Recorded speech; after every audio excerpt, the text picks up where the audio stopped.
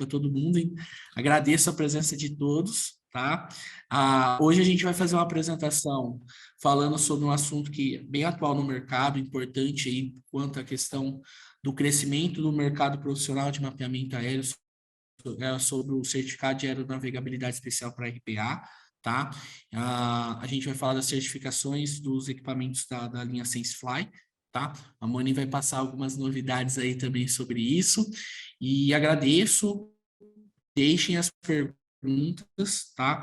A gente vai começar a apresentação daqui uns 5 minutinhos, né, para esperar o pessoal entrar, tá? Mas fiquem à vontade de mandar as perguntas também. É um assunto que tem bastante dúvida no mercado ainda, né, Lucas? Então,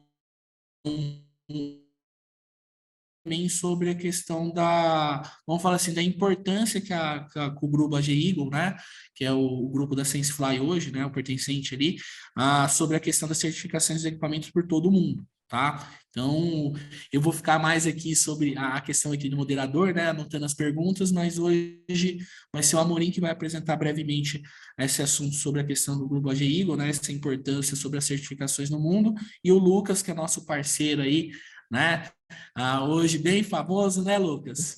Hoje eu vou falar assim, hoje ele é vamos fazer uma referência no Brasil quanto a essa questão da utilização de drones, regulamentação também, a parte de, vamos falar assim, de regulamentação das aeronaves. Então, hoje, com certeza, o Lucas é referência aí, vai passar bastante informações para a gente, tá bom? Amorim, Lucas, se quiser também falar alguma coisa também, antes da gente começar as apresentações, enquanto o pessoal vai entrando, não, fiquem à tranquilo. vontade. Queria dar um oi pro Lucas aí. Faz tempo que a gente se vê pessoalmente, né, Lucas? É verdade, Amorim. Pô, nessa correria, não sei se você tá na Suíça. Não, cara, eu tô em Belo Horizonte, cara. Tá tendo um evento grande de mineração aqui, Expo Zibran.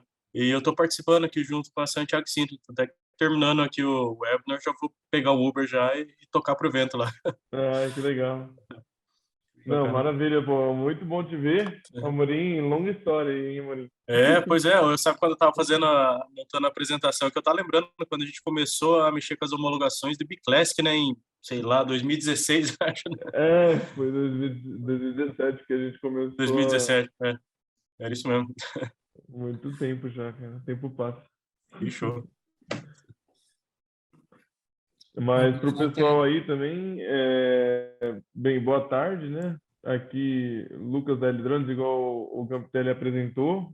Espero que a gente consiga trocar algumas boas ideias ali sobre o processo do CAER, né? Que eu acho que é o grande ponto de chave, igual o Amorim estava relembrando aqui, é que foi basicamente capitaneado pelo IBI no Brasil, né? Naquela primeira certificação BVLOS que foi obtida aqui. E ainda hoje sem dúvida, além das qualidades do produto, que são indispensáveis, né? Uma das poucas plataformas que, digamos assim, todos os seus modelos estão aprovados para voar BVLOS no país, que é um super diferencial que a gente vai comentar mais detalhadamente hoje aqui. Bom, vamos esperar mais um minutinho aqui, o pessoal está entrando, tá? Amorim, fala um pouquinho do evento, né, que está tendo aí da Expo Branca, é o maior evento da área de mineração da América Latina. Cara, A é a primeira vez que importância eu da tô gente estar nesse... junto, né, nesse evento, apresentando a marca SenseFly e tudo mais. É a primeira vez que eu participo desse evento, e é realmente um evento muito interessante, viu? É feito aqui em Belo Horizonte, aqui. E basicamente todos os grandes players do mercado de mineração estão participando desse evento aqui, né? A gente, lógico, está no stand junto com a Santiago Sintra e Trimble, né? E, cara, o evento é realmente muito bom, cara. Muita gente passando. É legal, cara, eu não tinha essa percepção, assim, como o IBI é usado na mineração, né? Eu posso falar que, sei lá, estão indo 99,9% dos drones de asa fixa usados em mineração hoje são os IBIs, cara. E realmente o pessoal adora os equipamentos, cara. Entrega tudo que eles precisam, porque com a mineração você tem que fazer uma atualização topográfica da cava semanalmente, né? Então, é meio que o dia a dia da topografia ali das grandes empresas, voarem na segunda com o IBI para na terça-feira de manhã já estar com o mapa topográfico pronto para ser atualizado no sistema. Assim. Eu acho que um dos diferenciais também para as mineradoras, né, que tem uma representatividade bem grande, uma visibilidade também, né, Uhum. para a Linha IB, realmente também a questão das certificações, né, no caso da Ah, Vale, totalmente, né? exato. Porque você tem uma preocupação muito grande, um compliance muito grande, principalmente em relação à segurança, né? Então, como é que você limita o seu funcionário a andar a 90 quilômetros por hora com o carro, mas você não limita ele não voar, não voar regularmente com drone, né? Então faz todo sentido isso daí para mineração e vários outros mercados, cara. Com certeza. Então vamos começar, pessoal. Novamente aí para quem acabou de entrar, vamos apresentar hoje o pessoal que vai estar com a gente nessa uma horinha, né? Então, me apresentando, meu nome é Maurício Campitelli, sou gerente de produto Vante aqui na Santiago Sintra e drones também, tá? Sou engenheiro cartógrafo, trabalho com drone em torno aí já vai fazer uns 7 anos já. Então, peguei bem o início ali da questão do boom da utilização de drones no mercado de mapeamento aéreo, tá? E hoje eu vou estar como moderador aqui do nosso webinar, né? Hoje as estrelas é o Paulo Amorim, da SenseFly, e o Lucas, da L Drones, tá? Então, desejo para vocês aí, agradeço a presença de todo mundo, é um prazer estar recebendo vocês aqui no webinar, lembrando que o webinar também está sendo gravado, a gente vai disponibilizar para vocês no final, provavelmente amanhã, a gente está mandando um e-mail de agradecimento com o link da apresentação também, né, do webinar, e vamos, Boninho, pode se apresentar aí também, e aí o Lucas se apresenta depois. Não, claro. Bom, pessoal, boa tarde a todos. Meu nome é Amorim, eu trabalho na SenseFly, agora uma companhia é Guigo. Eu sou gerente de contas corporativas aqui para a Latinoamérica. Na minha formação, eu sou engenheiro cartógrafo, já trabalho há muitos anos, comecei minha carreira trabalhando com aerofotogrametria, depois passei para a área de topografia, imagem de satélites e drones, trabalhei muito com drones na minha carreira.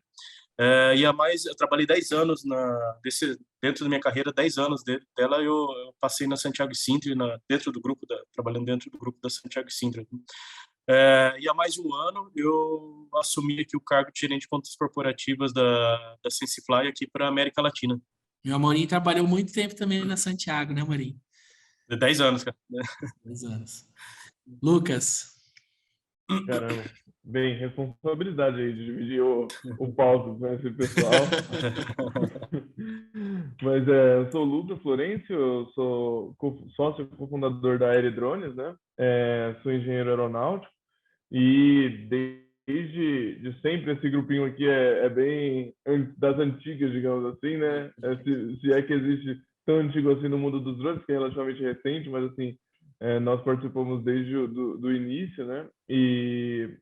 Enfim, e somos responsáveis técnicos por toda a linha da SenseFly e BIA aqui no Brasil perante a ANAC, né, e o CREA e tudo mais relacionado ao processo de certificação dessas aeronaves, que a gente vai discutir bastante aqui hoje, né, principalmente o que acontece na ponta da linha, né, que seria o operador ali no seu dia a dia, o que é tudo isso de certificação significa para ele, né, e a intenção realmente esclarecer dúvidas, então super incentivo o pessoal que estiver assistindo também e colocando dúvidas aí no chat para a gente sair daqui com todo mundo esclarecido.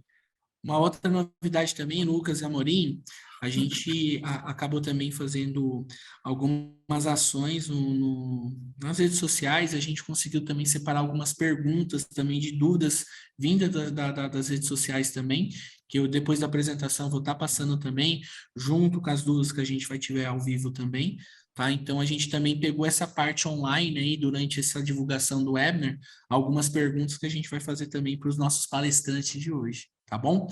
Então, vamos começar com a Amorim, então, fazendo a parte da SenseFly, e depois, Lucas, se você compartilha a sua tela, e o Lucas é realmente a nossa estrela, né, ali da apresentação, junto com a Amorim, e a gente vai estar discutindo sobre esse assunto do CAR, tá bom, pessoal? Bom webinar para todos aí, Amorim, sinta-se à vontade para compartilhar a tela. Perfeito, gente. Deixa eu compartilhar aqui.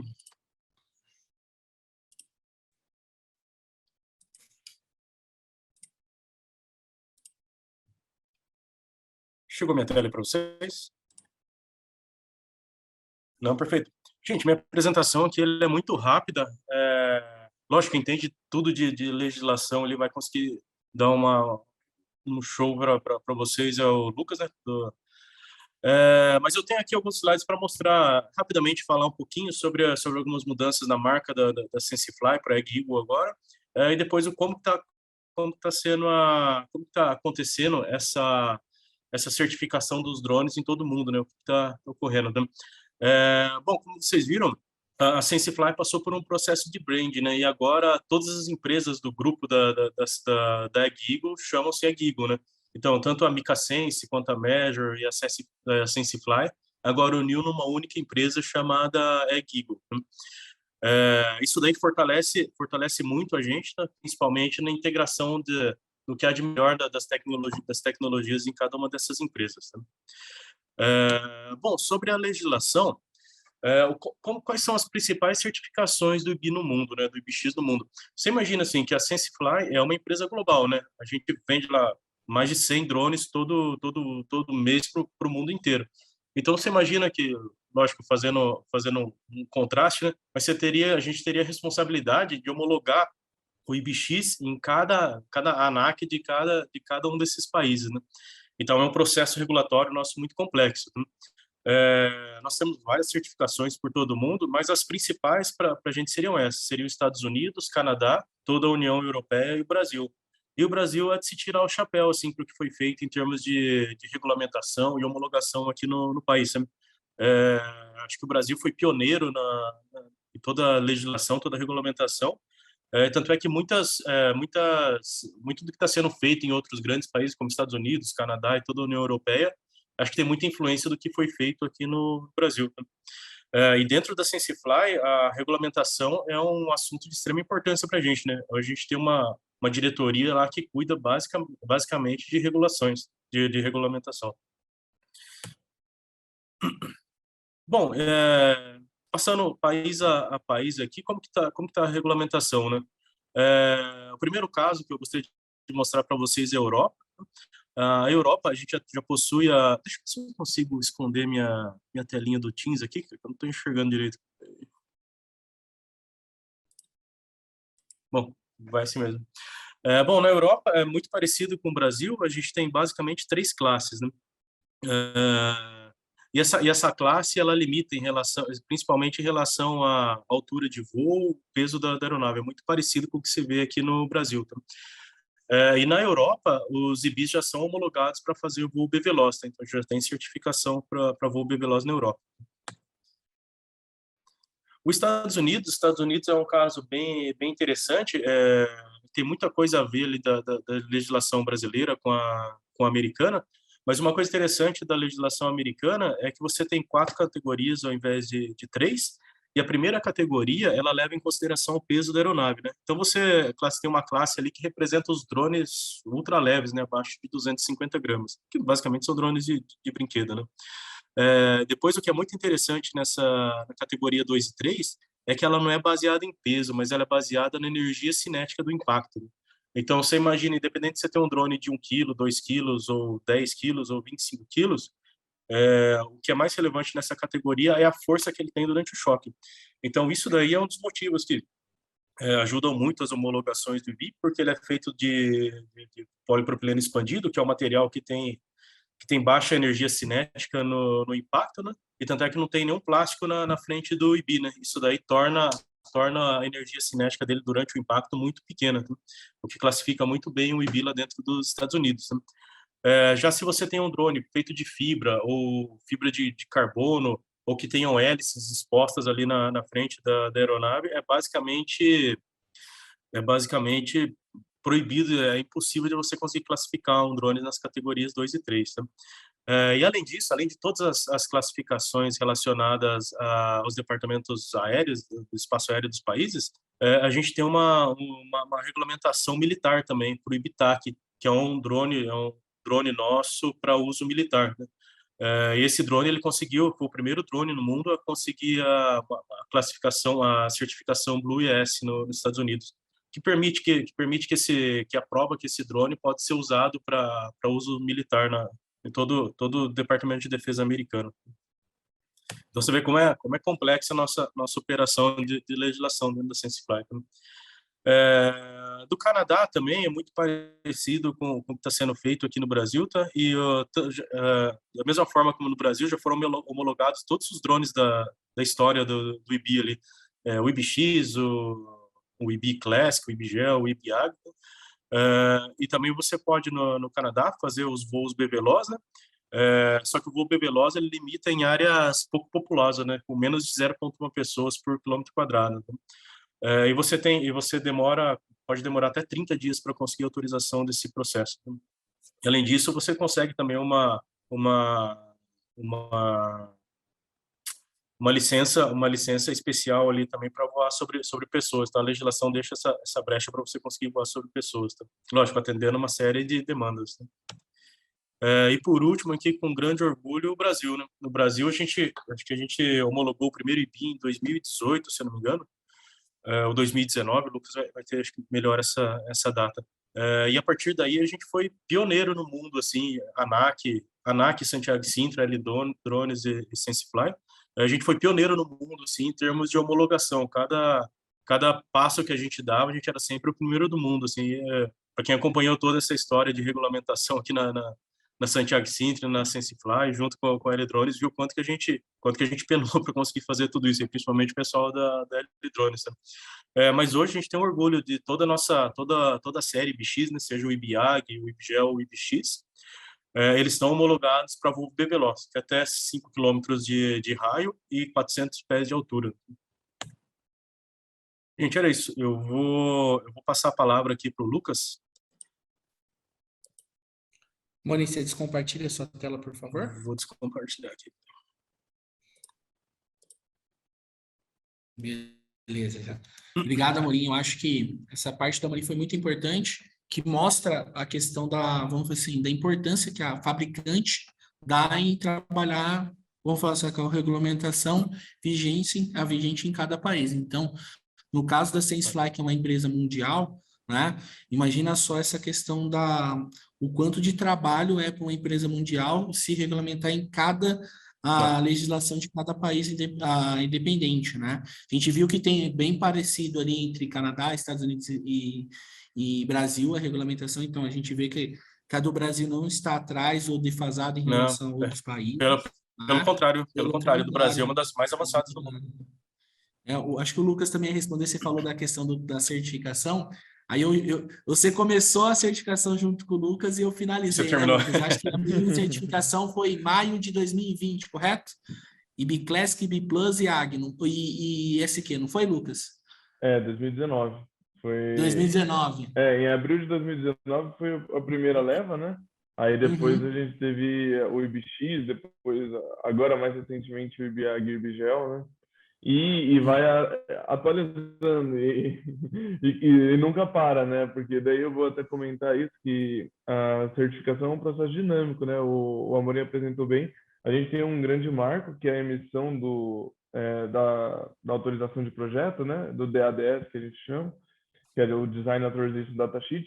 Mas, a partir daí, a ANAC ainda assim monitora todas as atualizações, os drones têm frequentes atualizações, para sempre garantir que o drone está cumprindo os patamares de segurança que a autoridade requer, né? E eu acho que, bem, é um exercício muito legal que vem da aviação e que pouquíssimos fabricantes estão conduzindo aqui no Brasil. Eu acho que a gente, com certeza, reúne boa parte do que há de melhor disso no país aqui, né?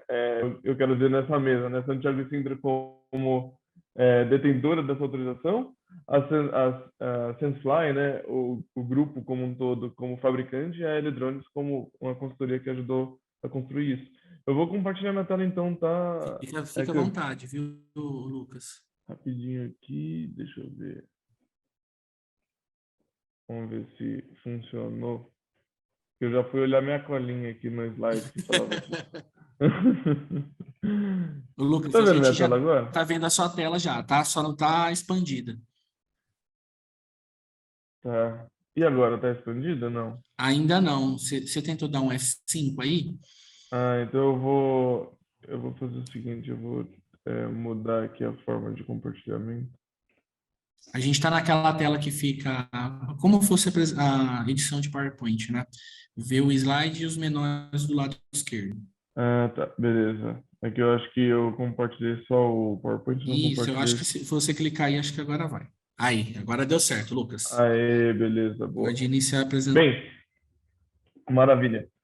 Comentar rapidamente sobre a L-Drones, né? Nós somos uma empresa de consultoria em projetos e certificação de drones, né, de aeronaves não tripuladas profissionais. Então, nosso propósito mesmo é trazer uma experiência de aviação que nós já tínhamos, né? Eu e meus sócios somos engenheiros aeronáuticos, o nosso time inteiro tem ligação com a aviação tripulada na sua história, e a gente tenta trazer esse conhecimento, essas boas práticas para a aviação não tripulada, que é a realidade dos drones. E isso, ao longo dos anos, né, foi muito assertivo, porque justamente as autoridades que regulam a aviação não tripulada são as mesmas que regulam a aviação tripulada. Então, de certa maneira, facilitou o nosso, digamos assim, o nosso vocabulário, assim, com o que a ANAC já estava acostumada, com o que o DCE já estava acostumado. E a gente hoje se posiciona no mercado dessa maneira, né? Um grande viabilizador dos benefícios que os drones podem trazer para a sociedade através dessa questão da certificação. E falando disso, não tem como falar justamente dessa grande parceria que nós temos com a Santiago e Sintra e com o grupo como um todo, né, que também inclui GeoAgri e que são, né, os dealers, né, os representantes comerciais aqui da SenseFly no Brasil. Então, eu vou falar um pouquinho dessa parceria aqui hoje. O plano de voo dessa apresentação inclui falar o que é o CAER, né, explicar rapidinho, por que se deve tirar o CAER ou não, né? O que muda quando você tem o CAER em relação à operação sem CAER. O CAER adiciona quais partes na aeronave, a gente vai falar um pouquinho das modificações. E o CAER demora para ser emitida, a grande questão ali é falar um pouquinho de como é que funciona a dinâmica de emissão e um espaço para as perguntas, né? Tentar fazer a apresentação mais rápida para a gente justamente ter tempo para as perguntas, mas eu acho que, bem, vai dar para esclarecer bastante coisa. O que é o CAER, né? Então, o CAER é esse certificado de aeronavegabilidade especial para a RPA. Então, o CAER, no final, é o documento que é emitido para cada aeronave se essa aeronave for de um modelo que já está autorizado na ANAC. E daí aqui a gente tem o grande ponto que o Amorim acabou de apresentar na apresentação dele, que aqui no Brasil, simplesmente toda a linha da SenseFly IB está certificada já no Brasil, né? Já tem o seu projeto autorizado. Então, o IBX, né? O IBGEL e o IBAG, que são os mais recentes aqui agora, em junho de 2022, a gente tem essa certificação super recente, que foi, na verdade, a introdução do IBGEL e o IBAG na certificação que o IBX já tinha. Aí o IB Classic, o IB Classic RTK e o IB Plus e o IB SQ. Então, basicamente, todos os modelos da família já estão com projeto autorizado no Brasil. Mas o projeto autorizado é só o primeiro passo, né? E falando do escopo dessa autorização, como o Amorim comentou, é 5 quilômetros distantes do piloto, né? Ou seja, um diâmetro até 10 quilômetros, né? Por exemplo, consegue fazer até 10 quilômetros de corredor, e 120 metros, né? Ou 400 pés de altura em relação ao solo. E daí, o que é o CAER do ponto de vista mais prático, né? E a gente sempre usa esse exemplo porque ele é certeiro e se você, por acaso, já assistiu isso, já peço desculpas, mas é que ele é muito didático. Então, é mais ou menos o que acontece com os veículos, né? Quando a montadora, o fabricante, termina o projeto do veículo, ele passa por uma certificação e essa certificação é do modelo do veículo, né? Do projeto dele, no Detran, enfim, nas autoridades que cuidam disso aqui no Brasil. Depois, quando você, né, consumidor final, compra o seu veículo, você precisa regularizá-lo. Isso envolve emplacar, né, e tirar o documento do veículo. Então, é dessa fase que eu digo quando eu estou falando de CAER. Por quê? Porque a certificação do drone já passou, ele já está com o projeto autorizado. Agora o que a gente está falando é da emissão do certificado de cada unidade dessa aeronave que está que está entrando em operação, né?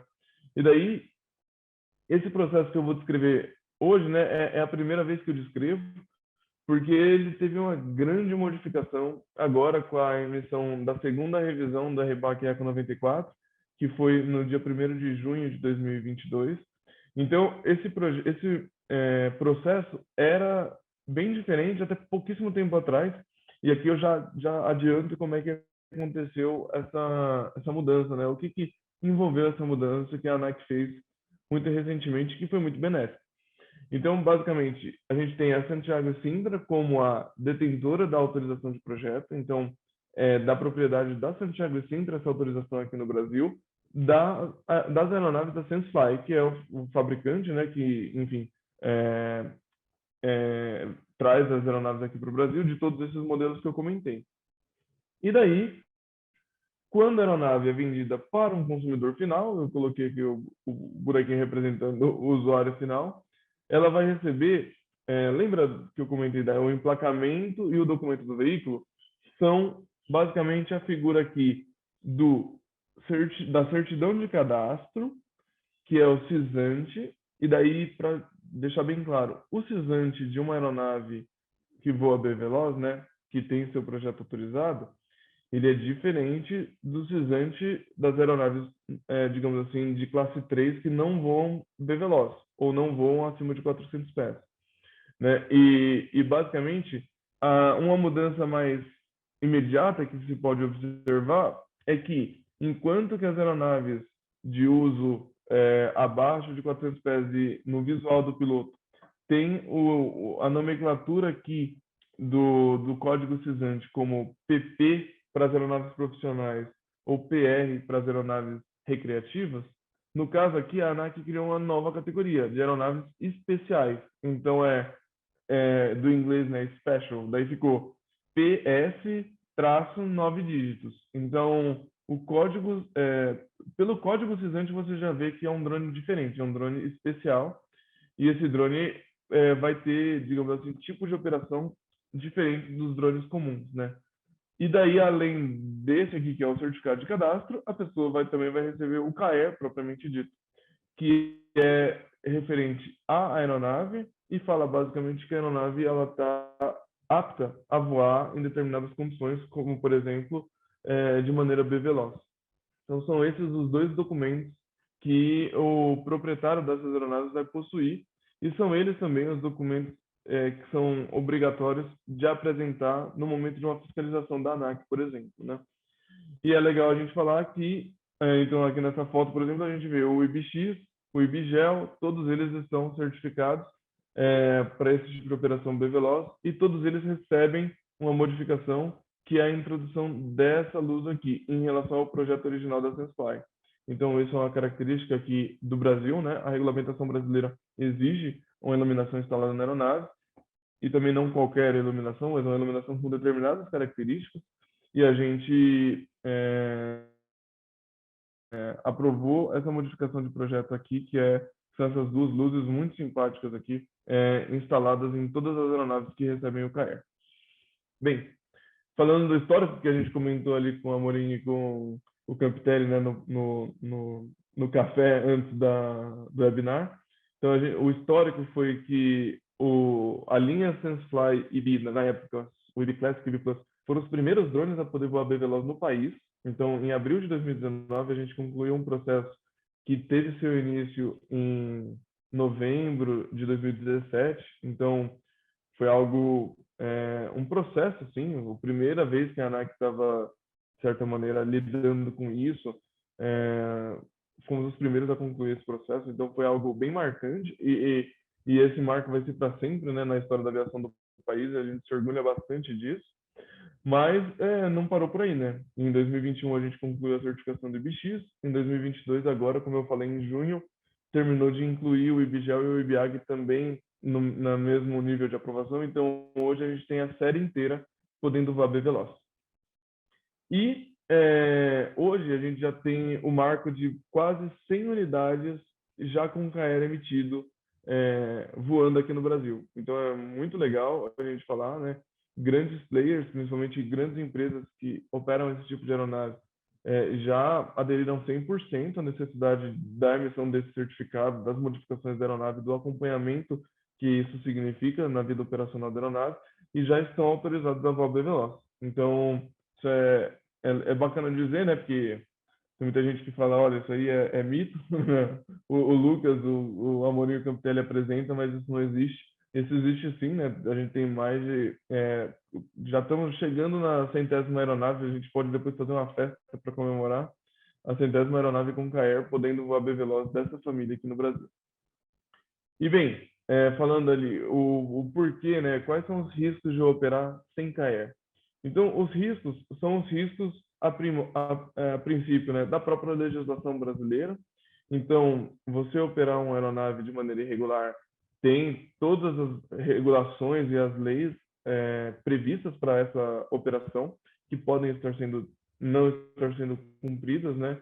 Desde o Código Brasileiro de Aeronáutica, o Código Penal, Lei de Contravenções, regulações da ANAC e do DSEA, Código Civil e Constituição Federal, a gente coloca aqui com observação que não se trata especificamente do voo irregular fora do alcance visual, mas sim ao voo próximo de aeroportos. E daí é importante a gente falar, né, que expor a perigo outra aeronave própria ou alheia, né, tem pena prevista de 2 a 5 anos de reclusão, então você vai ser preso se você voar próximo de um aeroporto, de certa maneira colocando em risco as outras aeronaves tripuladas que estão operando na região.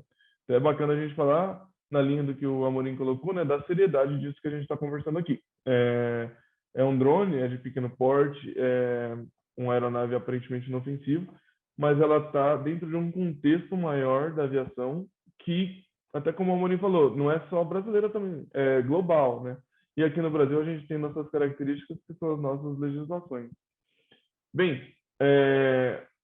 daí muita gente falou assim, não, mas é impossível descobrir o meu IB, né? E o IB, e como outras aeronaves, né? Mas a gente só detalha esse fato de que ninguém é invisível, né? Não é porque a ANAC ainda não visitou sua empresa para avaliar se você tem a operação regular, que não é possível de se fazer a mesma avaliação simplesmente documental. Então, se você tem um IB, mas ele está cadastrado no CISANT, mas não com a matrícula PS que eu comentei, né? Não com a classe Special, você evidentemente está voando ele B-Veloz irregular, por exemplo, não é tão difícil para a ANAC triangular esse tipo de informação. Toda vez que a aeronave é importada no país, né, tem um certo rastreio por parte da Receita Federal e, digamos assim, que não é tão complicado também identificar que essa aeronave não está cadastrada na ANAC, por exemplo, ou que seus voos não estão sendo pedidos no DSEA.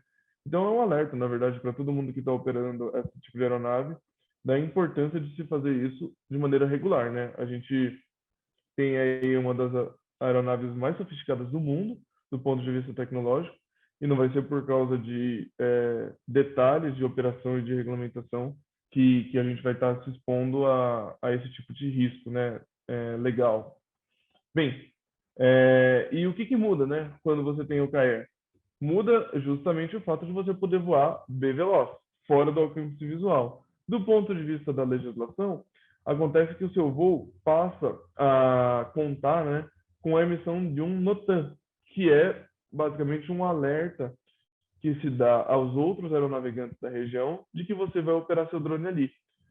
Do ponto de vista operacional, o grande benefício é que você consegue fazer pedidos de voo de até 3 meses, sendo estendidos por mais 3 meses.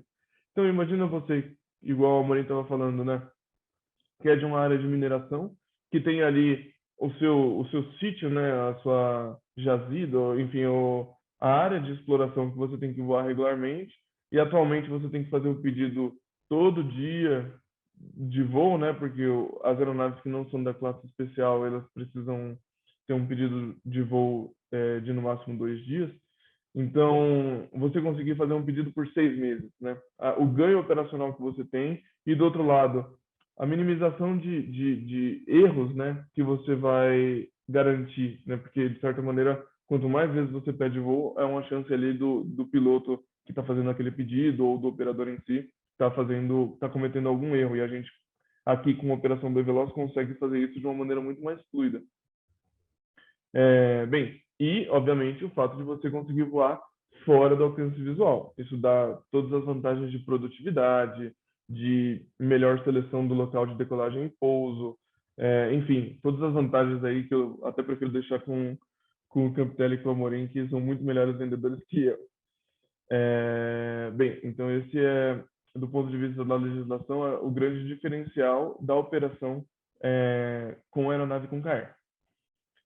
Bem, aí a gente comentou da modificação. O que foi modificado no projeto original do IBI para, né? E daí eu vou falar especificamente aqui da linha IBX, né? IBX, IBGEL e IBAG, principalmente porque é a primeira vez que, depois da certificação do IBGEL e do IBAG, a gente está fazendo um webinar aqui, mas também é porque esses são os modelos que atualmente estão sendo comercializados.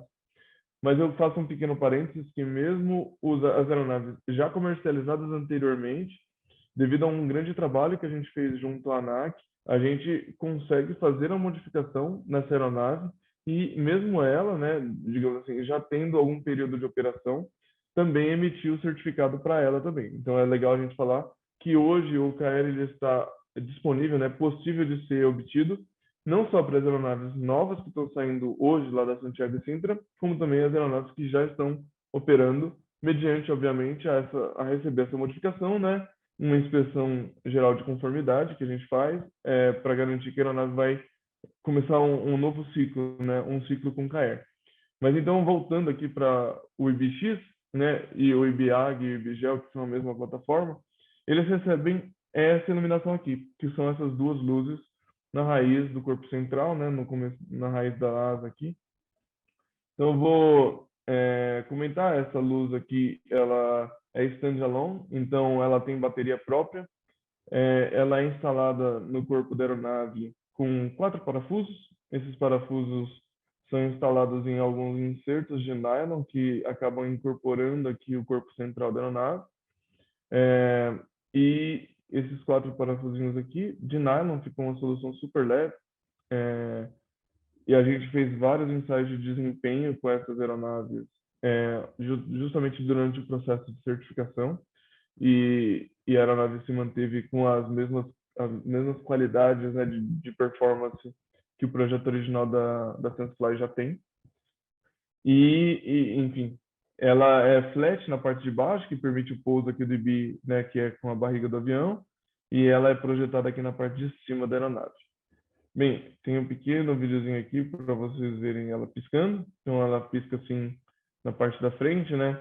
Tem um local particular que ela busca iluminar, que é basicamente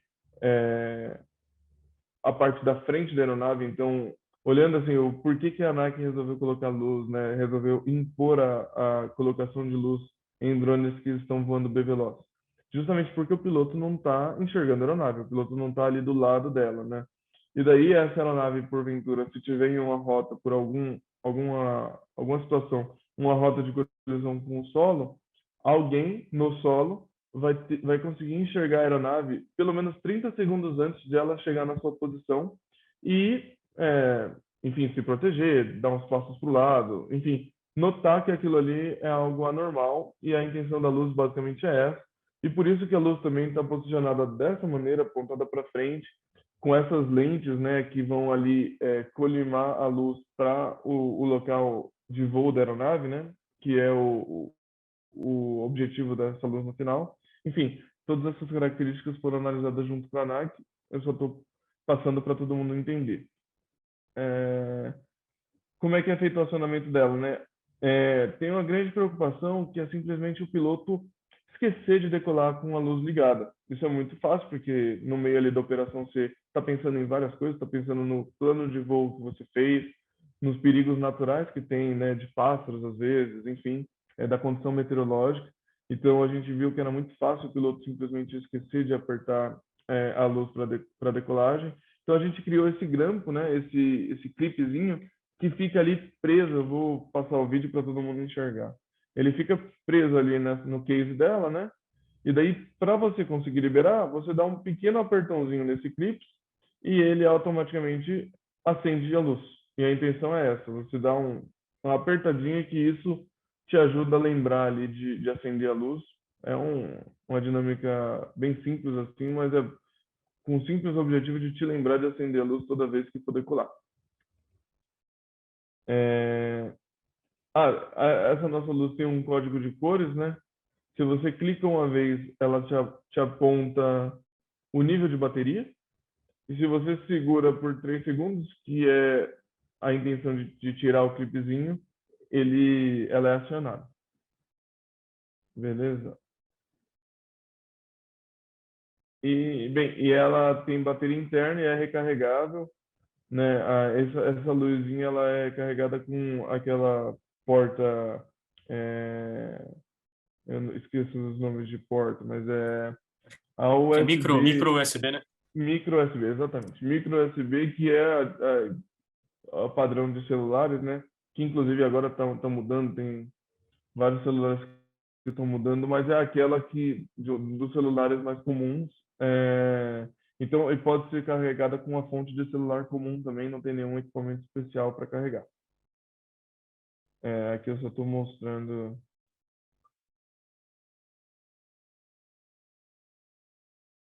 Não sei se o vídeo está com áudio aí para vocês. Acho que não. Não Mas, parece áudio, não. tá. Enquanto ela está carregando, o LED fica dando esse pequeno piscozinho aqui, que é bem diferente numa intensidade bem menor, só para mostrar que ele está sendo carregado. E daí, a grande pergunta. O KR demora para sair, né, para ser emitido? E aí tem a grande revolução que aconteceu aqui no Brasil, né, com a publicação agora da segunda revisão da RBAC ECO 94, agora em junho, que é o novo cisante. Então, muitas das pessoas que operam drones profissionalmente já entraram em contato com o novo cisante, viram que é uma nova base, né, uma base, inclusive, que usa a parte do gov.br, que é a mesma base do governo. Então, é uma modernização, né, do governo federal e das agências reguladoras, né? Então, que é diferente de uma plataforma meio isolada que era antes, né, que era o cisante antigo. Então, esse cisante novo, ele já incorpora toda a base do governo do resto das suas coisas, né, incluindo seu CPF. Bem, como vai acontecer, né? Como é que o KR chega nas suas mãos, digamos assim, você usuário final? Você vai entrar na conta do seu cisante, do seu novo cisante, né? Esse aqui é um exemplo, aqui está a minha conta, por exemplo, como exemplo, né? E você vai aqui em meus drones recebidos esperando sua confirmação. Você vai enxergar que lá já vai estar o seu IB esperando para ser confirmado, esperando para você dar o de acordo que ele é realmente seu.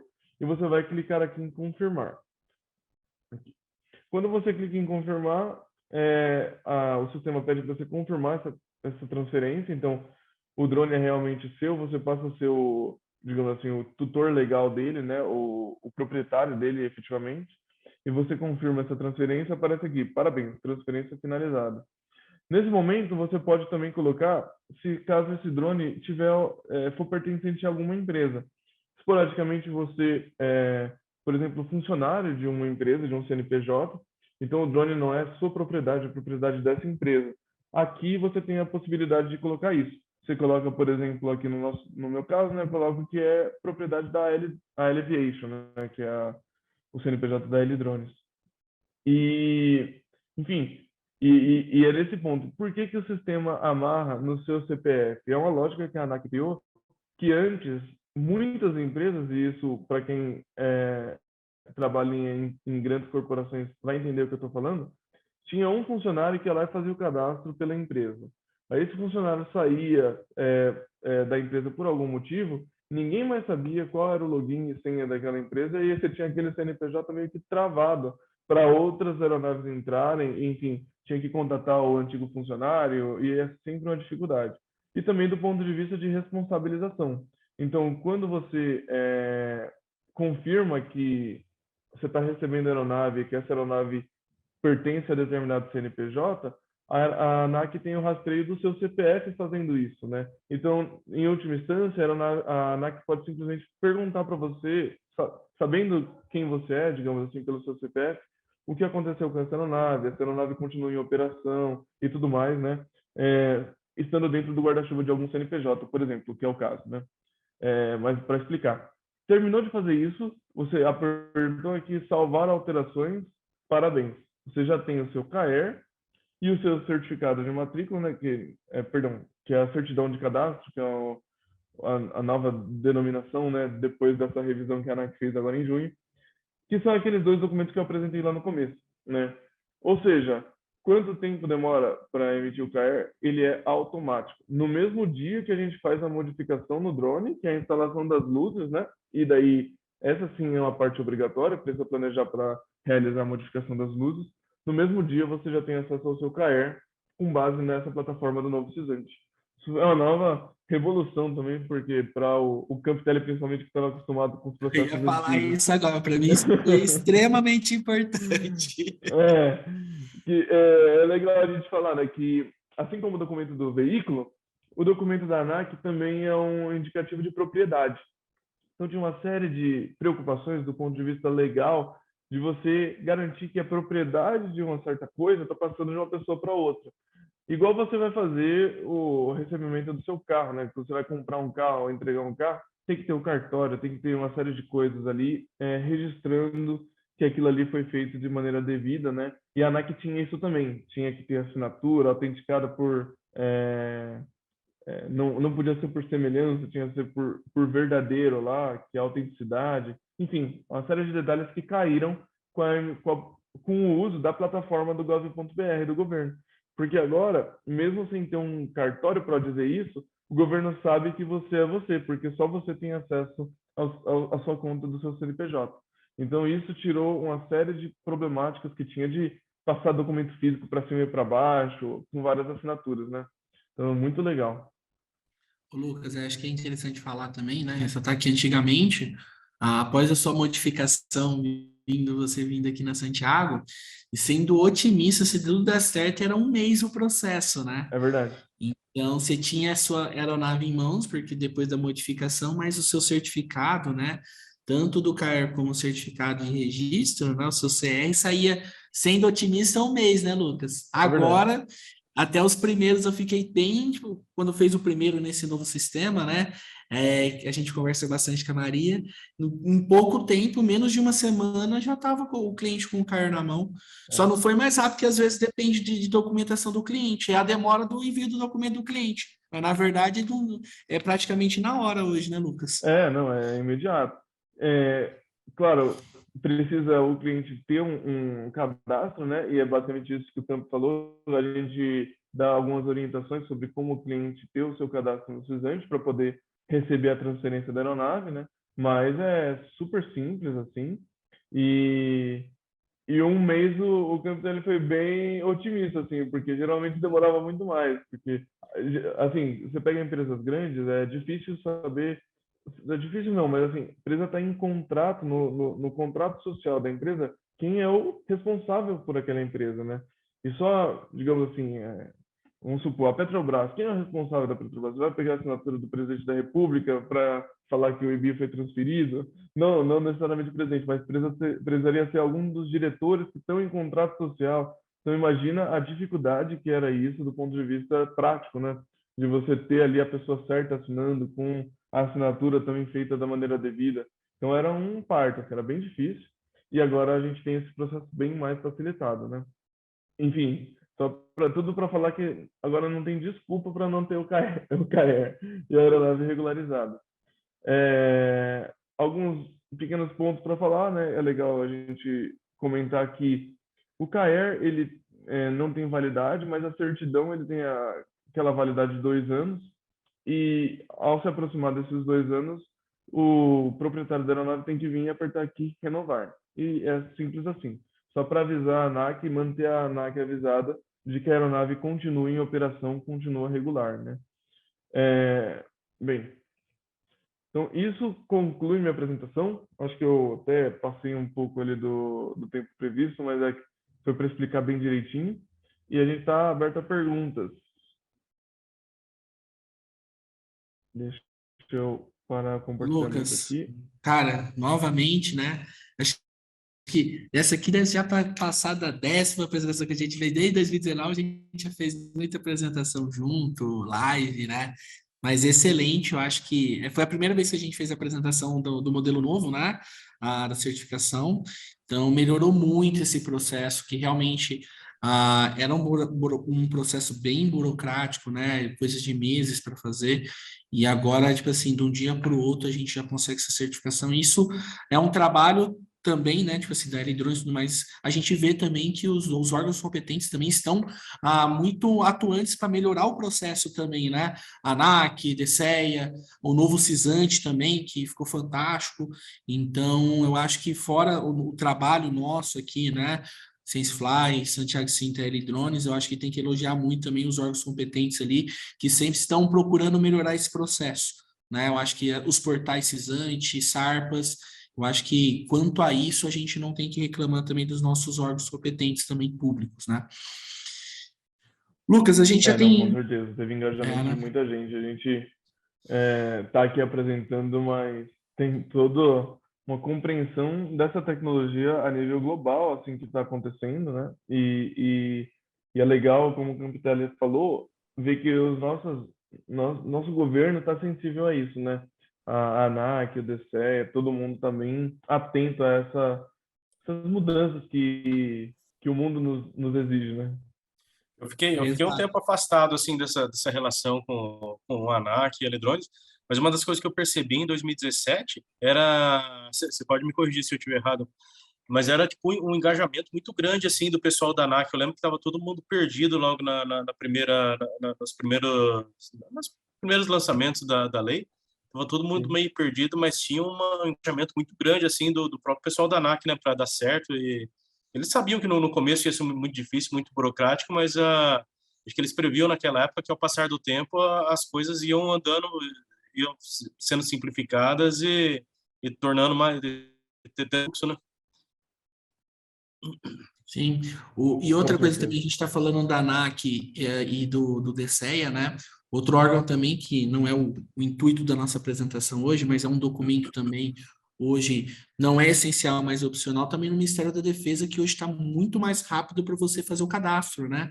Uhum. Né, Morinha? A gente fala de cadastro no Ministério da Defesa antigamente, a gente era um processo burocrático. Nossa. Hoje a gente tem até, vamos fazer assim, amigos nossos, né, Morinho? Vamos citar o caso do Diego, que conseguiu em menos de 10 dias, ele fez a certificação da empresa dele Uhum. como IB, né, no Ministério da Defesa. Então, tipo assim, realmente os órgãos que abrangem essa questão da utilização de drones no Brasil estão cada vez mais melhorando seus portais, por exemplo, no caso do Ministério da Defesa, que é o Cisclatem.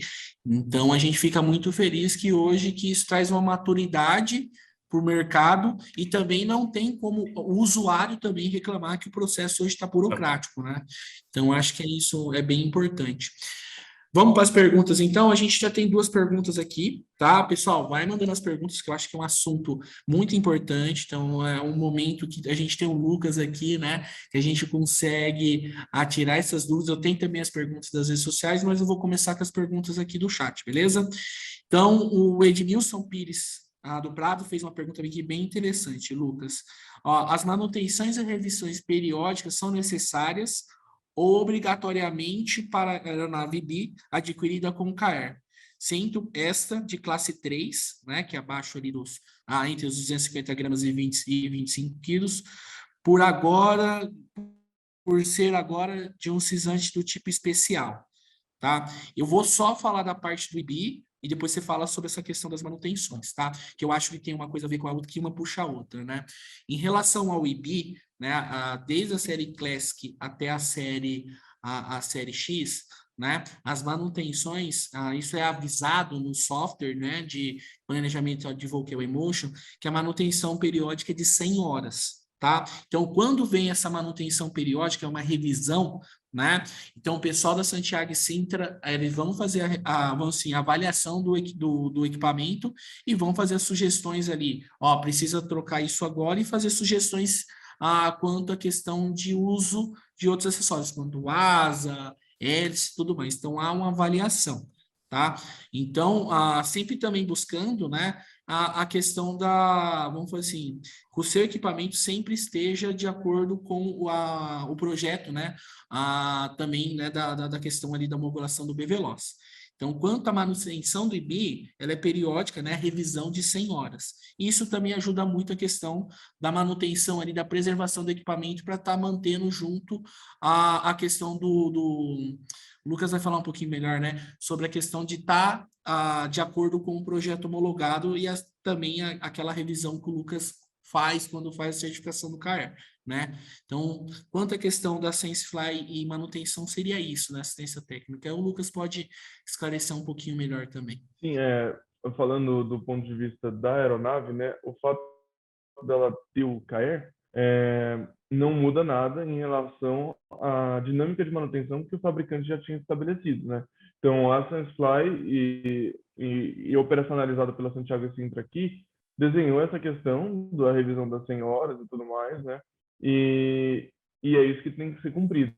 Do ponto de vista do processo de certificação, o que ficou evidente quando a gente apresentou o drone para a ANAC é que o drone ele tem muitos alertas para mau funcionamento. Então, independente da questão da periodicidade da revisão, o drone ele atende muito a um critério que a gente coloca como on condition, digamos assim. Ele nos avisa que, independente do intervalo, por exemplo, em 50 horas depois da última revisão, o drone tem, por exemplo, um superaquecimento de motor, ele tem alertas destinados a isso, ele tem o piloto automático. É mau funcionamento do tubo de pitot, né? Exatamente, o tubo de pitot está com mau funcionamento, o piloto automático está com alguma dificuldade, o GPS, enfim, o sistema de navegação. Tudo isso é monitorado pela aeronave, né? O que deu para a ANAC uma tranquilidade muito grande de justamente se basear no que o próprio fabricante tinha estabelecido para, digamos assim, confiar a parte de aeronavegabilidade continuada, que é a vida e manutenção da aeronave, né? Mas só para concluir que não tem nenhuma modificação que é obrigada nos drones que têm CAER em relação aos drones que não o têm, a menos de que os drones que não têm precisam ter, porque estão voando de maneira irregular, né? Mas não do ponto de vista de manutenção. Lucas, só complementando também, talvez a resposta do Edmilson, quando ele fala do cisante, aquela hora que dá o processo de 2 anos lá, que a gente tem que fazer a questão da atualização. É um processo só do sistema cisante que ele só vai atualizar o documento, remitir um novo documento. Então, você não precisa de comprovar nenhuma outra coisa na hora de você fazer a questão da atualização do cadastro. Não, Da renovação. Só realmente que o que acontece? A vida dos drones ela é curta, assim. Muitos drones têm uma vida curta, né? Talvez não o IBI, que já tem unidades aí. A gente tem casos de IBI aí desde 2000, vamos falar assim, a gente começou Santiago, o IBI Classic 2012, 2003 voando ainda. Né, Amorim? Com mais de 2.000 horas, quase 3.000 horas de voo. Mas assim, tirando os IBIs imortais, né? Se você pega um drone um pouco mais simples, que acaba que vai estar nessa mesma categoria, perdão, na mesma categoria não, mas no mesmo cadastro, né? Ele tem uma vida operacional pequena. Então é fácil isso simplesmente se perder ao longo do caminho. E a ANAC no final tá, nossa, temos hoje, imagina, né, 1 milhão de drones. Mas aqueles 1.500.000 já morreram, já não são mais drones operacionais. Então a ANAC coloca esse target, digamos assim, a cada 2 anos, o proprietário da aeronave tem que ir lá e falar: meu drone ainda está em funcionamento, eu quero renovar o cadastro dele. Então é mais nesse intuito, não tem a ver com uma vistoria, por exemplo, uma inspeção, alguma coisa desse tipo. Legal, ótimo. Edmilson, espero que a gente tenha respondido a sua pergunta ali. A gente tem mais uma pergunta aqui no chat, a do Thiago Cicogno. Desculpa se eu não falei certo, tá? É isso. Excelente apresentação. Então, ele dando os parabéns aí para o Amorim, para o Lucas, né? Uma dúvida: no momento do cadastro, o usuário deve fornecer o peso máximo de decolagem ou as aeronaves que já passaram pelo processo de autorização de projeto já terão as características inseridas no novo cisante? Então, acho que na hora que você faz o cisante normal, né? Você coloca lá, você tem que falar o peso máximo de decolagem, né? Isso é o processo normal. Então, no caso do IBI, quando que passa por essa questão dessa a certificação, Lucas, precisa também, o usuário, na hora que for fazer esse processo ali do novo cisante, precisa também, vamos colocar, preencher essas informações de maneira geral, ou elas já vão assim, inseridas já automaticamente? Não, excelente pergunta. Pergunta Essa pergunta é muito de boa. quem sabe, Obrigado, Thiago. né? Se conhece, super 10, cara. Super amigo de longa data também. Bem, é bacana falar que a pessoa que comprou o drone, ela recebe o drone já cadastrado. E é justamente por isso. Porque o cadastro, ele é feito no usuário do detentor da autorização de projeto. Então, hoje, digamos assim, a L Drones auxilia Santiago e Sintra nisso. A gente pega o número de série do drone, coloca todas as características, cada drone tem o seu peso máximo de decolagem já pré-estabelecido por causa de todo o processo de autorização de projeto, e esse drone é cadastrado e transferido para o CPF do comprador. Então, digamos assim, que não tem a influência do comprador de nenhum dado de cadastro do drone do ponto de vista aeronave, só do ponto de vista operador. Daí ele coloca o CNPJ, por exemplo, se for de uma empresa, pode colocar alguma observação, tipo drones usados para mapeamento, drone usado para mapeamento, alguma observação pode ser, aqueles campos que eu apresentei, mas não do ponto de vista da aeronave. Então, por exemplo, o número de série não é editável, o próprio código da aeronave, né, o PS-9 dígitos não é editável, o máximo peso de decolagem não é editável, porque tudo isso já vai ser recebido direto pela transferência, pela administração, pelo detentor da autorização de projeto, né? Legal, excelente. Ó, tô bem feliz que a gente está tendo dúvidas muito interessantes aqui, tá?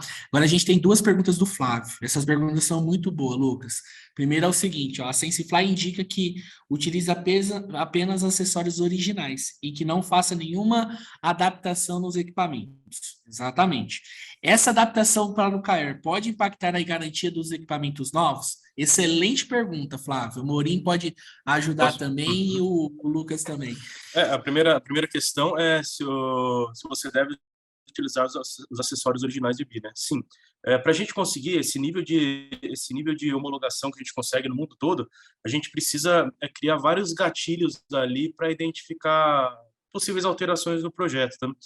E o IBX, ele é legal que ele consegue checar, quando você liga o equipamento, ele checa o número de série de cada componente do seu equipamento. Isso daí torna o processo, aumenta o nível de confiabilidade do drone em relação aos demais órgãos. Né? Em relação ao projeto esse acessório, essa adaptação para o IBX aqui no Brasil, todo esse processo foi desenvolvido pela L-Drones, todo esse hardware foi desenvolvido pela L-Drones, isso foi homologado pela SenseFly. Então, isso daí não restringe a garantia do equipamento, pelo contrário, a gente recomenda que quando você compra o equipamento, você já faça a certificação dele e já instale já o kit BVeloz nele. Lucas, quer complementar? É isso aí, eu acho que para só reiterar isso, né, que durante o processo a gente fez vários voos com a aeronave, com a luz, em relação à sua performance. Esse também não é o primeiro projeto de luz que a gente coloca, a gente testou vários antes, assim, que inclusive alguns não deram certo, e que depois a gente convergiu para esse modelo. E assim, para não se preocupar em relação a essa modificação, e que pelo contrário, como o Amorim comentou, né, é super importante ter, porque é ela que vai te autorizar a voar o drone na máxima capacidade dele, que é BVeloz. Hoje em dia, é praticamente impossível um usuário que tem um IBI não voar de maneira BVeloz, né? E é por isso que a gente comenta que essa modificação e essa certificação é obrigatória. E o Flávio é o super exemplo disso. O Flávio é um case aí de boas práticas, né, de legislação. O cara super 10. E outra coisa, tipo assim, é bom deixar bem claro, né? A gente tem N fabricantes no mundo, né? Esse processo de certificação, homologação para voos BVeloz, ela só é possível por conta da fabricante também, que a fabricante tem que passar muitas informações tem essa troca de informações mútua entre a fabricante, vamos fazer a SenseFly e a Alidrones nesse processo. Então, sem a fabricante, não há processo de certificação, tá? Então, há informações também que tipo assim, de sigilosas, né, sobre a questão vamos falar assim, da construção da aeronave, de outras informações também que a ANAC exige que a gente passe. Então, sem a cooperação da fabricante, não há certificação, né? Então, acho que isso é bem importante. Então, essa questão de colocar esses acessórios, né, dessas modificações, elas foram, vamos falar assim, aprovadas pela SenseFly. Então, por isso que é um processo longo essa questão da certificação, porque tem que ter essas trocas, esses testes, igual o Lucas falou, senão até a gente chegar nesse modelo e, ó, ANAC, é isso aqui, ó. Isso aqui que foi aprovado, que a gente fez os testes, e agora vocês têm que certificar para a gente, né? Se está apto ou não dentro vamos falar assim, das normativas ali de utilização de voos bivelozes. Outra pergunta importante nosso do Flávio aqui, essa é para o Lucas, tá? Caso a aeronave já seja vendida, né? A gente consegue, né? Como se dá a transferência para um novo proprietário. Então, é aquela coisa, eu comprei a aeronave e vendi para outra pessoa. Lucas, Essa é muito como que boa. funciona essa transferência? Essa pergunta é muito boa, né? Essa é muito boa. Eu vou ter que voltar para a apresentação aqui. Vocês estão vendo minha tela? Eu imagino que você vai dar o exemplo do carro, né, Lucas? É. Não, mas esse é o exemplo do carro mais facilitado, na verdade. Vocês estão vendo minha tela? Estamos vendo a tela. Ah, beleza. Bem, então eu estou aqui com o meu drone, né, um ABX super bacana aqui, com todas as características dele, como eu comentei, né, que já foram feitas até antes de eu receber o drone. E eu recebo esse drone dessa maneira que eu coloquei aqui, né? Drone recebido esperando sua confirmação.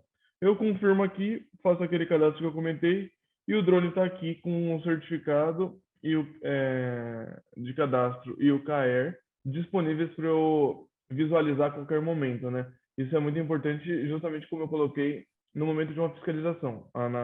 Digamos assim, que um policial vai te abordar em relação ao uso correto daquela aeronave, ele vai pedir isso, né? Eu quero certidão de cadastro e KR. E você tem essas duas coisas aqui na sua mão para apresentar para ele. Esporadicamente, se você estiver num lugar que não tem internet, vale a pena apertar aqui antes, imprimir, né, e guardar na sua pastinha. Mas aqui do lado você vai ver que tem um campo escrito aqui, ó, transferir drone, tá vendo? Transferir drone aqui. Você aperta aqui, aqui tá na apresentação, né? Mas clicando aqui em transferir drone, você consegue colocar qual é o novo CPF que vai receber esse drone. E daí você, justamente numa operação comercial, né, de compra e venda, vamos supor que você, de certa maneira, está vendendo o seu drone, você aperta transferir drone, pede o CPF do comprador, cadastra o CPF do comprador e ele, por sua vez, vai receber igual você recebeu. Vai aparecer aqui nos meus drones, no caso dele, drone recebido esperando sua confirmação. Ele vai lá e aperta confirmar e o drone passa a ser dele. O drone começa a aparecer nele aqui nos meus drones. Então é simples assim. Depois que você mandou transferir drone e o cara aceitou, não tem mais volta. Então cuidado aí na parte das transações financeiras também, né? Igual Igualzinho Pix, no né? carro, né? Eu falo Exatamente. que quando o Lucas me explicou a primeira vez esse processo, tipo assim, eu venho muito na cabeça hoje o processo até do aplicativo do Detran, né? É Hoje, antes você verdade. tinha de ir no cartório, hoje você já consegue fazer pelo próprio aplicativo ali e tudo mais. Então, realmente tá bem fácil esse processo agora de transferência. A Obrigado gente pela tem. pergunta, Flávio, de novo. Flávio, excelente pergunta, tá, Flávio? Obrigado mesmo pela participação. A gente fica feliz quando tem bastante pergunta assim, né? Agora a pergunta da Cláudia. Ela fala o seguinte: perante a ANAC, para os registros de voo, né? Há alguma atualização ou continua em logbook? Tá. Aí ela falou que agradeceu a palestra também, falou que vocês são A gigantes. Cláudia também é grande amiga de longa data também. A Cláudia operou em A alguns, Speedbird, né? exatamente, dos nossos clientes, muito top. É super piloto de drones aí, viu? E, inclusive, já voava bem veloz também. É, Então, essa pergunta é boa, Cláudia. O drone ele continua tendo a necessidade de ter o logbook, né? Então, é uma prática que o proprietário da aeronave tem que manter de é, ir logando. Isso acontece basicamente porque, sim, apesar de todas as modernidades, a parte de registro de voo ainda é algo que é difícil a gente garantir que não são modificáveis, né? E do ponto de vista da ANAC, é difícil a gente falar que, olha, por exemplo, quando eu afirmo que o drone tem X horas, a ANAC tem dificuldade ainda hoje de simplesmente considerar as horas logadas dentro do Emotion, por exemplo, para comprovar isso. Ela precisa de... Porque, enfim, tem toda a questão de criptografia, confiabilidade dessa informação, que governo, né, de todo mundo entende a sensibilidade disso. Então, para resolver o problema e para ser uma solução simples também do ponto de vista operacional dos pilotos ali, depois que você voa, depois que você faz uma sequência de voos ou esporadicamente com a periodicidade que você garanta que você tem um logbook atualizado, você vai pegar as informações lá do Emotion e lançar na sua caderneta. Todos os drones que recebem o KR também recebem a caderneta, que eu vou pegar aqui. Isso é importante. A É. cadernetinha, né, Lucas? Sim, que é o logbook da aeronave, onde a pessoa vai poder colocar, tem aqui uma caderneta que tem as páginas aqui para você ir lançando. Bem, todo mundo que recebe o KR recebe também essa caderneta. E é bom, bacana falar também que recebe uma pastinha aqui super chique com o manual da aeronave, né? Português, né, Esse Lucas? manual, Apesar que hoje também a exatamente. gente tem hoje também no a Emotion, você entra na Emotion, tem todos os manuais, né? Mas em português a gente tem a do KR aí, né? Não, é bacana a gente falar que o manual, isso é um ponto bacana, até retomando o que o primeiro colega lá, o Edmilson, tinha perguntado. O manual, ele foi desenhado especificamente para as operações BVLOS, né? O manual original da SenseFly, ele é um manual que olha muito para a aeronave, justamente como o Uhum. Amorim falou, porque a aeronave é comercializada no Operação, mundo né? inteiro. Né? Exatamente. Então é muito focado na aeronave. Porém, a legislação brasileira, né, e durante o processo de certificação, a ANAC exigiu que o manual também tivesse vários pontos relacionados à legislação brasileira. Aí falando de uso do KR, pedido de NOTAM, incorporação da área de NOTAM no software Emotion, que é a área de restrição lá do voo, enfim, várias dessas características. E tudo isso é explicado dentro do manual que a gente desenvolveu para os operadores brasileiros. Então, esse é também, de certa maneira, um diferencial para a pessoa que regulariza a sua aeronave, de receber esse manual bem explicadinho ali para ser um guia, no caso de uma operação profissional, enfim, tem ali todo o passo a passo para você operar segundo as normas. Legal. A gente tem mais uma pergunta aqui do Flávio. É uma pergunta interessante também. O Flávio as perguntas dele são muito bem colocadas. Lucas, se porventura a lâmpada quebrar, né, da modificação da luz ali do IBI, né, durante um pouso, você tem é disponibilizado peças sobressalentes para vender? Sim, a gente tem um estoque aqui, né? Inclusive, assim, apesar de já estar certificado e tudo mais, super estamos abertos a receber feedbacks, né? Então, à medida que tiver algum mau funcionamento, alguma coisa que proponha de modificação, o projeto de drone é isso mesmo, a gente certifica, mas a gente nunca fecha os olhos, né? Está sempre, de certa maneira, avaliando. E sim, hoje a luz, assim, tem luzes que a gente tem em operação que já estão há 3 anos e não teve reporte de mau funcionamento, então a gente tem bastante confiança, né, nessa luz aqui. A luz fica localizada aqui, tem uma janelinha que você consegue abrir para fazer alguma manutenção se for necessária. Mas assim, ela é recarregável, tem a bateriazinha dela e o corpo também a gente fornece, né? O corpo da luz a gente fornece se por acaso quebrar ou a gente sabe que os pousos do IBI nem sempre são nos melhores lugares, né? Esporadicamente pousa que tanto a aeronave, né? Imagina, aquela proteção do corpo central também quebra, dependendo do tipo de pouso, e assim também infelizmente, com a luz, né? Dependendo do tipo de pouso, se a aeronave cair num terreno muito pedregoso, com a força, né? Praticamente isso pode quebrar e a gente disponibiliza ali para venda essas peças sobressalentes. Mas eu imagino que o índice de problema em peças em luz, acho que ele é muito baixo, né? Porque ele fica Baixíssimo. numa A gente região não tem. totalmente fora de impacto ali, né? Ó, sendo sincero, a gente não teve, o Lucas pode me dizer também que não teve nenhuma solicitação de pressa sobressalente quanto à questão, desde a época do Classic ali e do Plus, que era a outra modificação, e do X até agora a gente não recebeu nenhuma solicitação de reposição de peça que teve algum problema por enquanto, tá? Isso Para aí, não, para eu eu não não sei se teve mentir, pro Lucas, para mim pelo menos para aqui não não mentir, teve. eu recebi uma vez de um usuário do agro, assim, que teve um acidente com a aeronave e também teve um dano no casezinho da luz, né? E daí, enfim, a gente fornece para troca, assim, com certeza. Mas é a dinâmica normal do uso de drone, né? Você tem que sempre estar mantendo o drone ok, né? Enfim, trocando as peças que quebram e tudo mais. Gente, a gente já passou um pouquinho do horário, mas acho que o assunto era muito interessante mesmo. As perguntas que a gente teve da internet, depois a gente pode gravar vídeos, né, Amorim? Ali do Falar em Isso, Santiago, claro. que é nosso portal de responder dúvidas ali, né? O Lucas também está sempre aqui, a gente sempre pega para ele fazer alguns vídeos com a gente também. Então, a gente pode responder essas dúvidas da internet por ali. Eu só queria passar só para quem está interessado nessa questão do CAER, né, que tem ali um IBI, ou está interessado no IBI, o processo, né, de solicitação, né, de certificação da aeronave.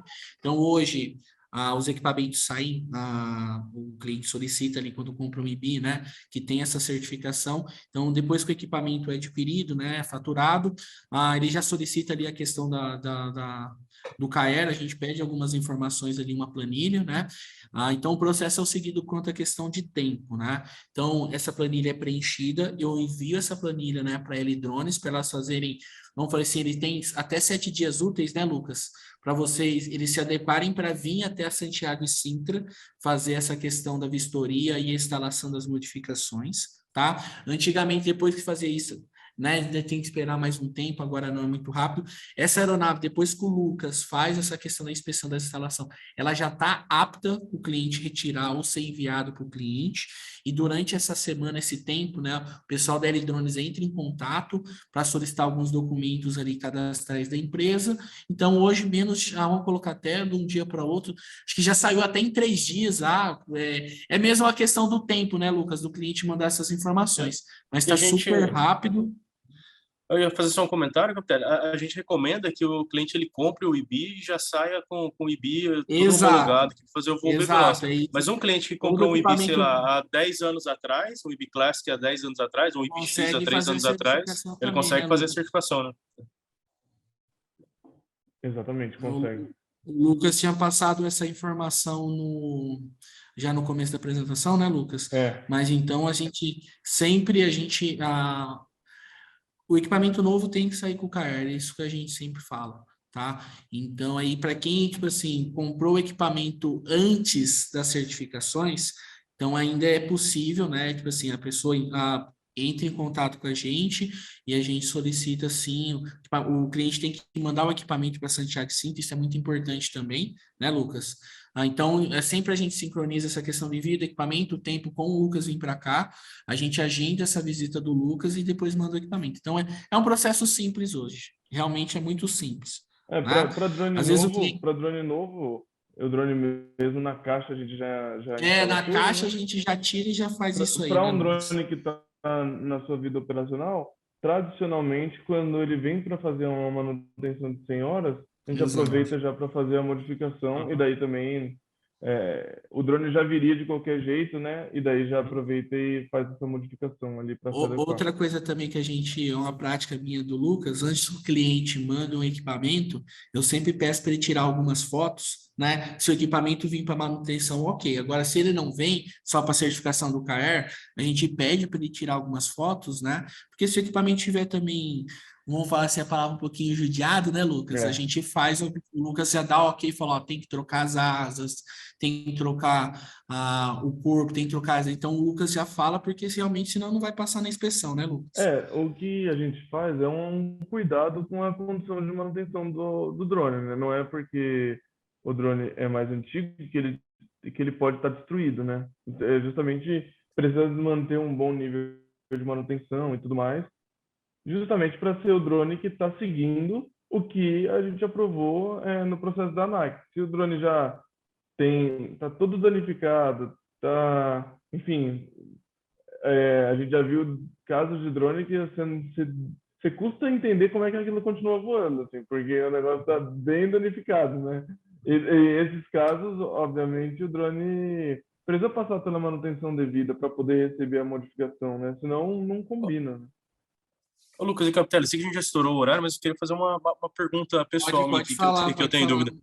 Em relação à manutenção, por exemplo, você tem um IBI lá e pela legislação você tem uma série de manutenções obrigatórias que você tem que fazer no equipamento lá a cada 100 horas. Se o cliente não fizer essa manutenção, o que isso ele vai estar fora do compliance do CAER dele?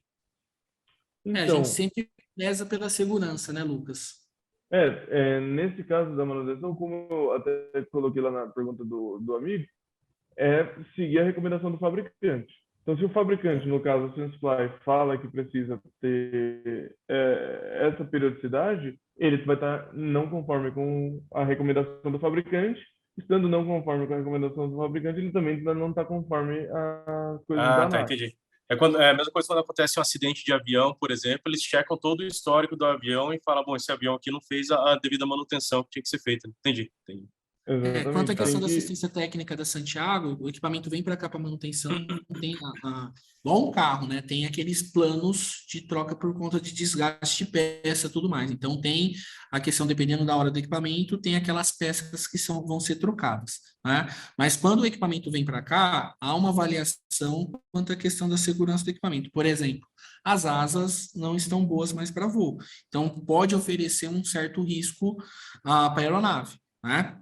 Então, tipo assim, é mandado essas informações, é mandado para o cliente autoriza ou não essa questão de peças que estão sendo, né, sugeridas para ser trocadas. Mas quanto à manutenção, ela tem vamos falar assim, aqueles acessórios, né, ou peças do equipamento que vão ser trocadas de acordo com a hora do equipamento, né?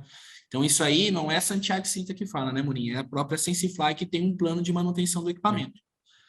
É igual o Isso carro, aí. né? Igual a gente compra um carro, tipo assim, cada manutenção tem aquelas peças que vão ser trocadas, né? De acordo com a quilometragem e o tempo do carro. Então, é muito parecido, né? Essa questão de revisão do IBI, né? Com a questão como se fosse um carro que você compra também, né? Né. Bom, acho que é isso, né, pessoal? Perfeito. Lucas, Paulo, tudo certinho. Então, pessoal, gostaria de agradecer muito, né? Começamos ali com 27 pessoas, né? Fora os palestrantes ali, ficaram até o final as 27 pessoas, isso é muito importante para a gente, tá? Então, espero que a gente tenha sanado as dúvidas. Então, a Santiago Sintra está à disposição de vocês, se tem mais alguma dúvida, é só entrar em contato nas redes sociais, a questão também dos contatos da Santiago Sintra Comercial. E a gente está à disposição ali para tirar mais dúvidas, e com certeza a gente vai fazer mais webs, né, Lucas? Sempre a gente está fazendo, né? Esse foi o primeiro, né? Foi basicamente, né, foi o primeiro webinar que a gente fez depois da homologação do IBGEL e do IBIAG, né? Isso. Bem, obrigado de novo, Capitelli, Santiago Sintra, SenseFly, tudo pelo espaço, pela parceria, né? A gente vem trabalhando muito em conjunto. Eu incomodo o Capitelli toda semana, incomodo o Amorim todo dia. A gente tá sempre em contato mesmo. E é legal também a gente ter esses momentos momento, assim, não só nós três fechados, né, mas também com o público, para justamente Sim. ver que essa interação ela é genuína, né? Ela é verdadeira mesmo. A gente está trocando o negócio para evoluir a tecnologia e para você que está entrando nisso também, ou que já faz parte disso, para ter noção de que tudo isso está acontecendo por trás, assim, né? Um negócio que está acontecendo, um esforço de todo mundo para que isso seja cada vez melhor, mais seguro, enfim. E daí as pessoas que estão seguindo essas normas vão ter cada vez mais benefícios, né? Então, eu só queria também deixar um último parênteses, que a gente falou bastante das simplificações que as agências estão colocando, né? Mas, obviamente, né, grandes poderes, grandes responsabilidades, né? À medida que fica cada vez mais fácil, por exemplo, emitir o CAER, é cada vez mais evidente de quem não tem esse negócio regular está ilegal e está passível das sanções administrativas que estão previstas, né? Então, todo mundo realmente tentar disseminar essa ideia para que logo, logo a gente tenha o IBI conseguindo fazer cada vez mais coisa, né? Voando sobre pessoas, voando maiores distâncias, voando mais alto, tudo é baseado num bom histórico de uso dessas aeronaves por parte dos seus operadores. Então, acho que isso é Perfeito, Lucas. fundamental Perfeito. mesmo para Isso. todo mundo estar trabalhando junto, né? Remando para o mesmo lado. Perfeito, Lucas, esse comentário. Exatamente isso. Exatamente isso. Morim? Gente, gostaria de agradecer a oportunidade de estar participando com vocês. Poxa, essas palestras com o Lucas é sempre uma aula aí para mim, sempre aprendo muito. A gente está sem Sensiplay, agora é Gigo. Preciso acostumar a falar Gigo, cara, é difícil, né? Tanto tempo falando Sensiplay. Mas para a gente da Gigo, a gente sempre teve um discurso, que a gente vendia drones para profissionais, né? Mas para a gente tornar esse discurso realidade, a gente sempre tem que profissionalizar nosso produto. Então, acho que é por isso que a gente investe tanto e gasta tanta energia assim nessas homologações, para que realmente a gente profissionalize nosso produto e profissionalize o mercado. E, gente, brigadão pela atenção de vocês, pelo espaço aí, Campitelli. Valeu, pessoal. Agradeço novamente aí a presença do Lucas, da Morim. E sempre está trabalhando os três juntos, né? Mas é importante a gente tentar, com esses webinars, esses conteúdos, a gente sempre deixar nossos clientes, né, atualizado com essas informações e sempre estar voando ali de acordo com as legislações vigentes. Fechado? Pessoal, ótimo restante quarta-feira para todo mundo, restante semana, bom trabalho para todo mundo aí. E, novamente, a gente está à disposição aí para o que der e vier. Fechado? Abraço, pessoal. Valeu, Até grande mais, até a abraço. próxima. Até mais. Até mais, gente. Abraço.